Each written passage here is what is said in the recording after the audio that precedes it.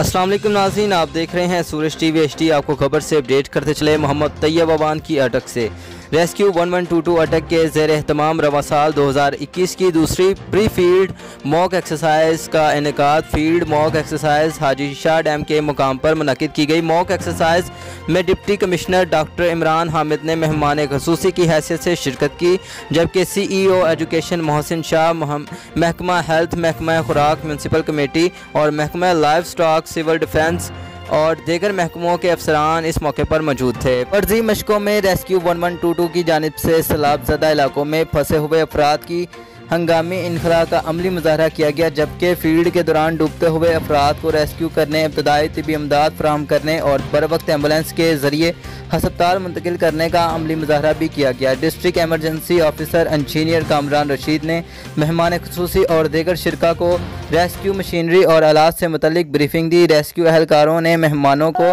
पाकिस्तान का परचम थामे सलामी पेश की गई। इस मौके पर मुतल्लिका महकमों की जानिब से मुख्तलिफ़ किस्म के कैंप लगाए गए ताकि अवाम को बर वक्त इस और बेहतर तौर पर रिलीफ फराहम किया जा सके। रेस्क्यू 1122 की जानिब से emergency control room, medical camp, field camp में भी कायम किया गया। Deputy commissioner doctor Imran Hamid ने रेस्क्यू 1122 की कारकर्दगी को सराहा और एतमाद का इजहार करते हुए कहा कि ज़िले भर के तमाम सरकारी अदारे किसी भी एमरजेंसी सूरत हाल से निमटने की भरपूर सलाहियत रखते हैं।